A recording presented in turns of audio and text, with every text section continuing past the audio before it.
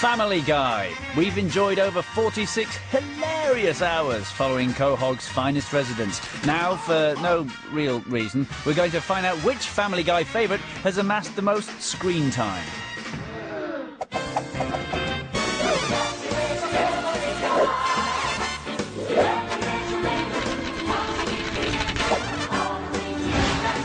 It's not if and cry, it's laugh and cry.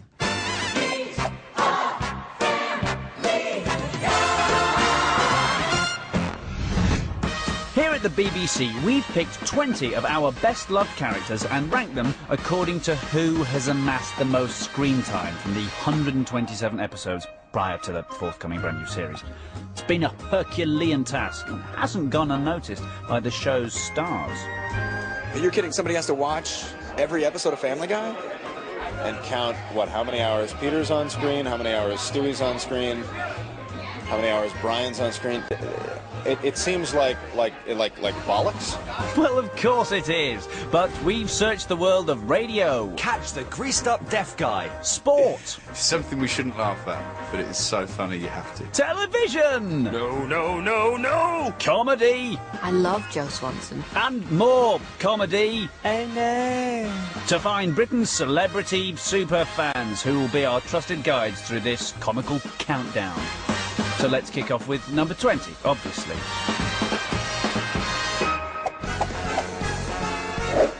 And with only 91 seconds screen time, it's Chris Griffin. Oh, I see, the evil monkey. Well, the evil monkey, he's got a sad little backstory, hasn't he? I mean, you know, whore of a wife, cheating with some other guy. I'd be an angry monkey if my wife did that. Well, I'm not married. The evil monkey in the closet developed out of one of the writers making a face at one of the other writers. Whenever somebody was, doing something that made a comment to the room, he would go. And that developed into an evil monkey in the closet. Everybody loves the evil monkey, but after a while, all he ever did was come out of that closet and point at Chris, and there weren't many variations on it. So this season coming up, we're going to have an episode where Chris comes to terms with the evil monkey. I think it's only fair that the evil monkey gets to put his side of the story across. I think we need to see more of what made the evil monkey evil, and maybe what he does in his spare time. Well, Blake and any other primate fans out there, here's a sneak peek at the moment Chris gets to grips with his tormentor. Slowly, slowly, catchy monkey. I got you, you bastard! Next up is a very troubled young man. This is an appeal on behalf of the many people afflicted by upside-down face syndrome.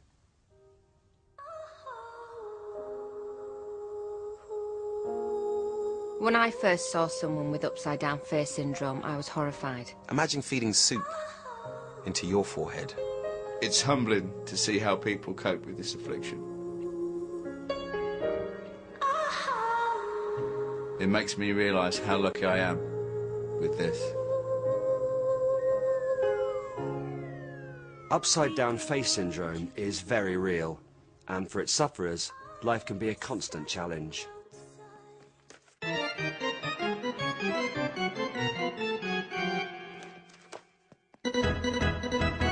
It's freakish and wrong, but we need to understand that we can help. So please, everyone, dig deep in your pockets, look in your hearts, and give what you can.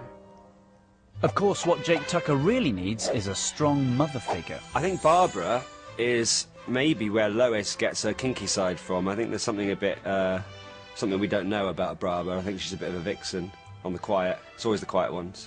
Ah, Barbara Pewterschmidt, the woman responsible for blessing Lois with her good looks. And it also turns out she may share Lois's racy side.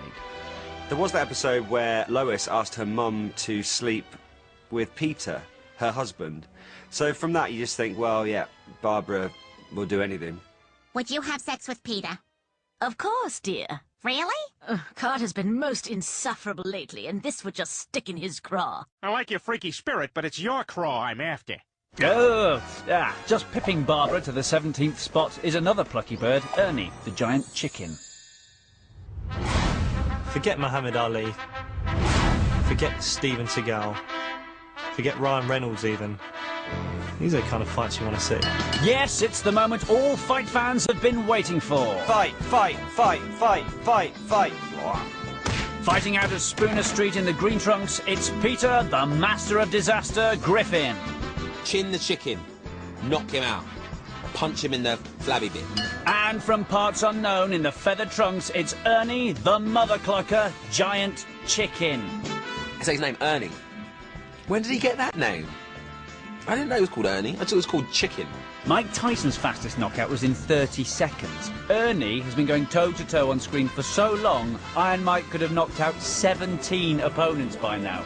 And yet, he's still at it. The fight scenes just go on forever. And they'll go through different scenes, and then they'll go into different locations. There's one where they go down into a sewer, and Ernie gets an alligator and starts bashing Peter with it, and you just don't know when it's going to end. It is insane. It's almost like everything that Arnie and Bruce Willis couldn't do because they were too old. Whilst Ernie and Peter slug it out, let's see who's next on the countdown. In 1999, a crack animation unit realised they needed a versatile performer to play some minor characters. Today, wanted by animators everywhere, this man survives by taking the parts no one else will touch. If you have a random role to fill and nobody else can help, maybe you can hire Bruce, the performance artist. What? Oh, no! Oh, yes. Whether it be a hypnotist... Okay, now let's go back in your mind to your childhood. ...or Catholic priest.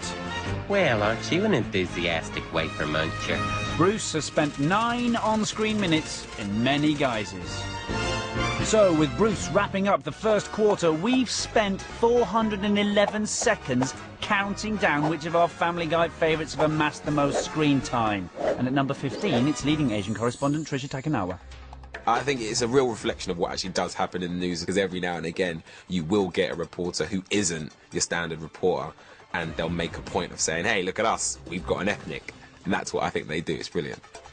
We've spent a total of 767 seconds watching Tricia report on Quahog's newsworthy shenanigans. I'd look forward to her reports a lot. Just because, I know this is bad, but I know loads of local TV reporters who go out on pointless stories like that. The hurricane one is brilliant. She gets about 3 words in. Diane, I'm hearing. See? It's just making me laugh now. It's just so stupid.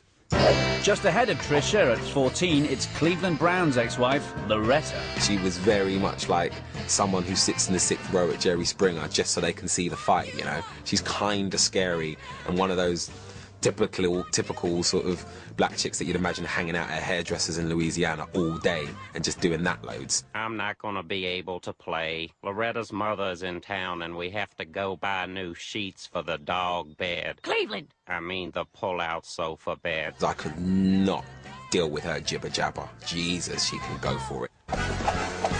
Next up, see if you can guess who Blake Harrison is talking about. Well, every town has one. Don't they? No. Call me. Yep, in at number 13, it's Quahog's resident sexual deviant, Mr. Herbert. I worked at a grocery store in high school with a guy that was just, nice old fella. Hey, did you eat your apple today? Just the nicest old man, and of course I would imitate him saying lecherous things. You look nice today. I see you wearing your big shorts with the baggy leg holes that flutter so carelessly in the breeze. One day in the Family Guy room, I made one joke about, come on down to the cellar. I got a whole freezer full of popsicles. To Chris Griffin, and so he became a pedophile. Hi, Mom. And if you should survive to 100... Mr. Herbert spent 22 minutes chasing the boys of Quahog with his sights set on one lad in particular.